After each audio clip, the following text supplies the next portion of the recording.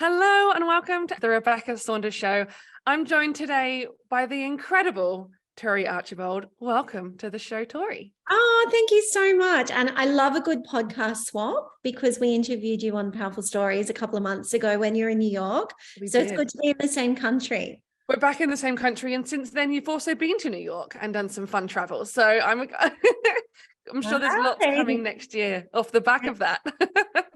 Well, I believe in the power of networking, and you've got to shift your energy forward, and human connection is the best connection. So if anyone out there has the opportunity to travel and meet people in person, I highly recommend it. Oh, it has really refilled my cup. That is for sure.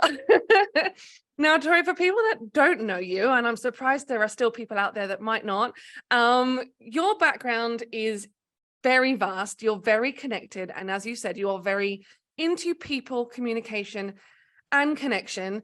In a little bit of a nutshell, what was the background of your career before Powerful Stories? So before Powerful Steps, so Powerful Stories, it's confusing. Powerful Stories is podcast. And Powerful Steps is my business. But whatever I do is always powerful. So we'll kick off with that, because I believe that self-belief is all of our superpower, for every woman out there who had a dream, who wanted to translate it into reality. And for all the people that said no to them, there's always a little voice inside of you that says, yes, I can do this. And I said yes to myself at 24 because my career started over a coffee date and rejection. I went to a friend of mine, and actually an ex-boyfriend of mine. I had bills in Crown Street, Surrey Hills, over 20 years ago now. And I just come back from the working holiday visa in London, where I'd worked with a who's who of media, entertainment, arts and fashion. And I'd fallen in love with the art of storytelling. And I came back to Australia and I couldn't quite find a job that I really loved, that would set my heart on fire, in which I could, make a difference. And so I said to myself, I'm going to create the perfect dream job. And so I went around and had coffee dates with people. And one of these was this ex-boyfriend. I said, I'm going to start a brand communications agency. It's going to attract the best of the best. I'm going to create and build brands. It's going to be a global super attractor. And he was like, why would you do that? Why don't you get married, become an interior designer, have 3 kids, join a few clubs, and life will be perfect? And I was like, that is not what I want to do, because that was what I had grown up in a household. I was the eldest of 4 girls, and that was pretty much what my parents wanted for me. But I knew that I could do more than create a beautiful home for other people. I thought that I could become a person who could create and deliver impact for other people. So I started my first business when I was 24. It was called Torstar. Tory is a little star, after my nickname from advertising. And built it into the #1 brand and communications agency in Australia. And we attracted the best of the best, just like I said I would. So I'm a good manifester. I'm good at seeing the runway of life. But most importantly, I'm not afraid to do the hard work to make my dreams become reality. I love that so much. And I was 22 when I started my business. And I remember going, I'm going to have a global production company, and I was telling people it was national and then it was global before I'd even got there. And you're right, when you can back yourself, it really does become a reality. But I'm curious though, if we're looking back over that last decade, stuff has changed so much. Technology's changed, social's changed, the way we connect and communicate is vastly different. And I won't even touch with the COVID scenario now. It's all vastly different. For anyone that's wanting to start that space now and back themselves, it's a bit more of I would think, bit more of a daunting task to do now. Would you agree? No, I think it's easier. So I started my second business in my 40s, Powerful Steps. And again, I backed myself when people said, why should you want to shut down a multi-million-dollar business and start again? And it was like I said, because I can, because I had that feeling inside of me that I was capable of more, that I could give more, that I could deliver more value and create more impact for others. So I believe now there's more opportunity out there than ever for women and for men, because businesses are backed by technology. So in my first business, I had 22 staff, I had 2 assistants, I had 10 freelancers. We're global. I'm global, but I'm backed by technology. I'm backed by automation, but most importantly, I'm backed by human connection. So if you want to start a business now, it is easier than ever to do that. But 95% of female founded businesses fail. Yeah. They fail because they don't listen, they don't lean in, and most importantly, they don't deliver. So I think the trick now to creating and building a successful brand, whether it's product, service, or personal brand based, is who you choose to surround yourself with. So when I had my first business, Torstar, obviously I had a big team, I had a big office. It was like go, go, go, go, go, all this amazing, passion and energy that went into it. Now I engage people all around the world to fill my cup in business. I'm able to hire the best of the best. Like we've got a team out of New York, out of San Diego. We're about to have a team in LA that's going to work with us.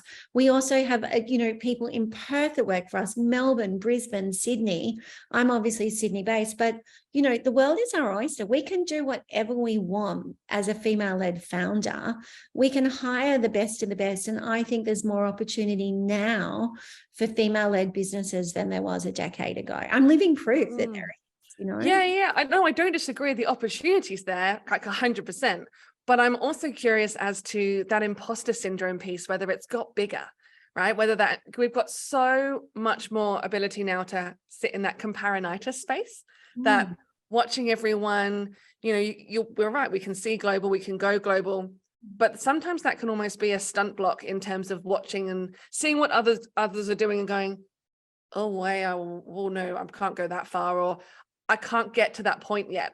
What are the conversations you've seen within the women coming through your programs now that are getting through that block of comparisonitis scenario? Because whilst the tech's there and we can do it, we are still scrolling Instagram and watching others. So do you know what I say to all of them? Fuck imposter syndrome, stay in your lane. Yeah.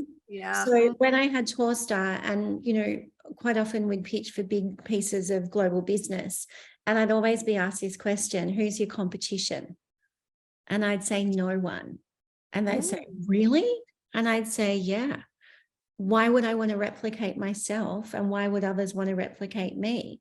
If you're coming to me, it's because I've got a unique ability to deliver for you. Yeah.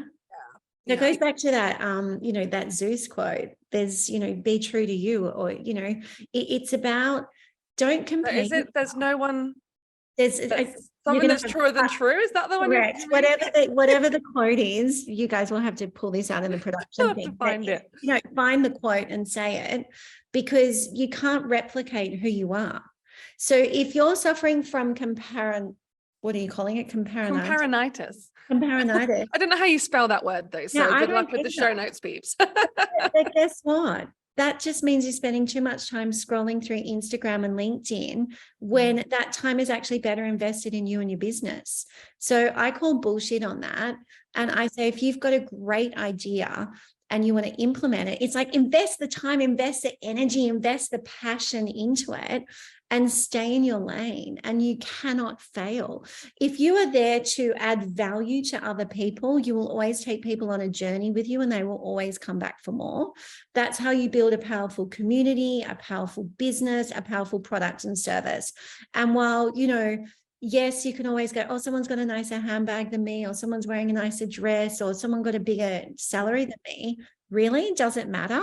Come back to what makes you happy in life, because it's what sets your heart on fire in the morning that makes you get out of bed, that gives you that passion, that energy, that, that get up and go to make a difference in life. That's what makes a great leader. A great leader does not sit there and go, I wish I was Tory Archbold and look at her. They go, how can I do better? How can I be more unique? How can I deliver something that's going to make an impact as well? But what is my runway? And most importantly, how am I going to stay in my lane so that my business is a success? And you're so right. Like when I talk about imposter syndrome, for me, it's about being a Sean, not being a sheep, and, doing it your way, staying in the lane. So it's very much a very similar ilk. Something I've been exploring recently, because I fell into the trap of constantly hustling, doing stuff, feeling busy, you know, there's always filling my time with just making more stuff happen, right? That's been something that's been particularly huge for me in the last couple of years, what with COVID and video and live streaming and all of the likes being in popular demand. One of the things I'm exploring now is the art of space, and giving myself space to be creative, to get all that inspiration back, the magic of space. When you're looking at the business building and that space piece and ensuring you're the best that you can be, what are the things that you're doing to ensure that you can always show up being your best self to have that maximum impact?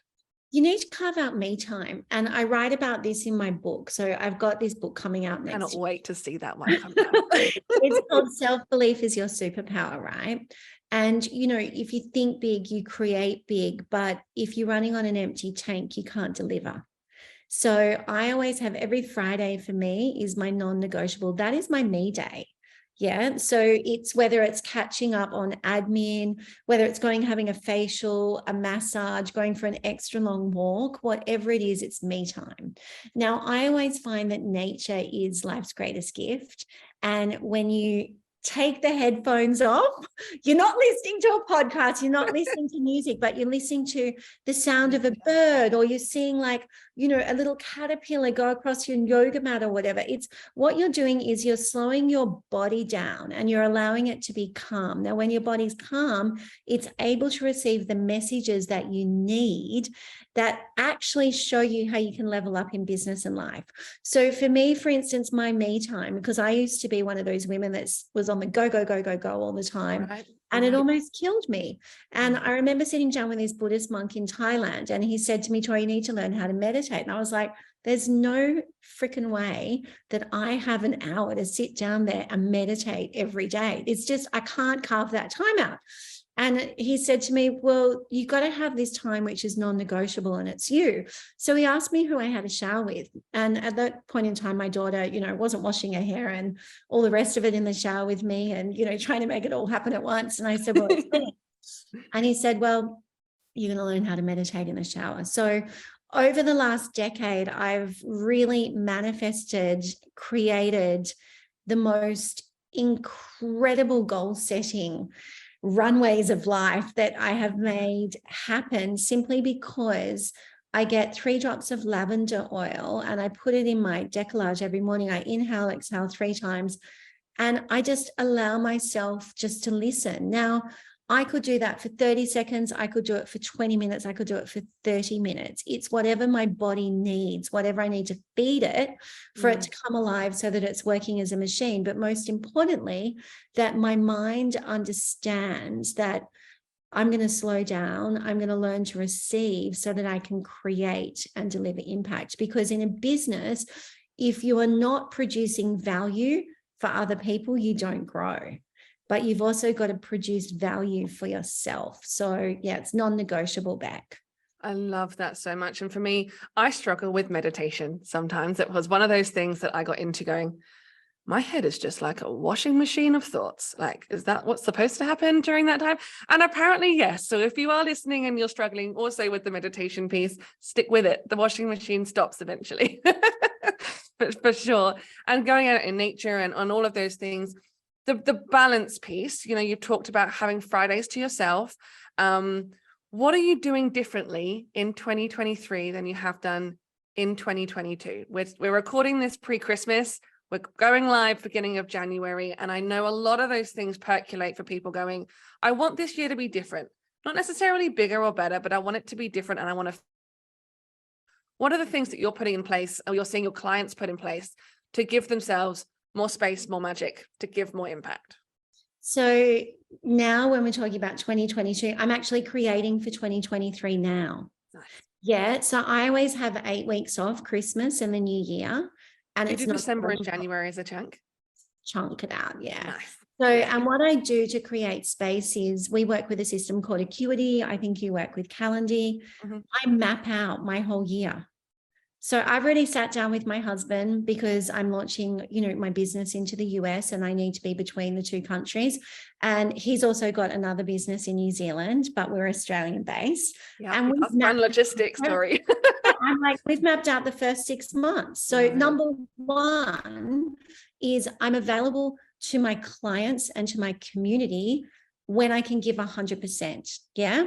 Now, when you travel, when you're doing launches, when you're doing speaking gigs, whatever it is, when listening to this podcast, don't jam your diary up so that you feel stressed the day before you have a big event.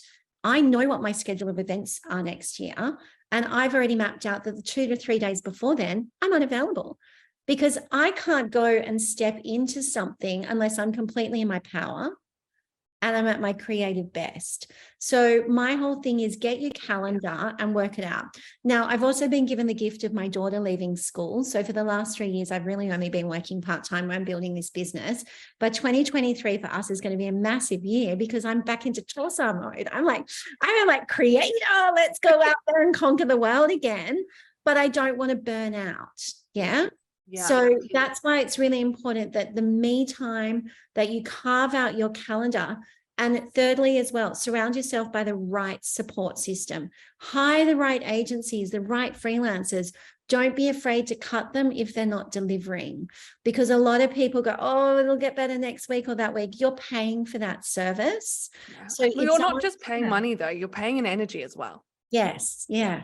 So if you're getting those feelings now, cut it before 2023. Go hire another agency. Find people that are on the same vibration as you that will allow you to fly. So if you're surrounded by the right people, you've created space for yourself, but you also map and plan out what you're doing. You should just cruise through the year, but you're prepared for growth because you've got a good mindset and you're working in harmony with what the universe really wants for you. And you've given it space to deliver. That's the key. That's the kicker. In terms of those breaks, Tory, are you taking stuff during the year as well? Do you do the long breaks, long weekends every so often, or girly trips that you've scheduled in?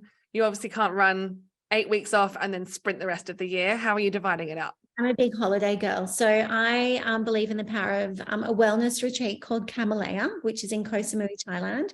So I go twice a year there. Last year I went for 2.5 weeks. Beautiful. Next year we're going to be hosting retreats over there. So I'm going to be doing like retreats and then have time to myself as well.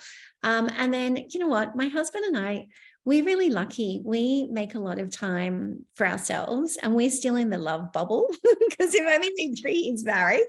So we're always making sure that we do special things. And I think that's really important, whether you have date night or friendship night once a week, or, my daughter's going to university. Like I want to be able to take her out to dinner once a week. You got to carve out all those times that light you up. And the other thing as well is drink less alcohol.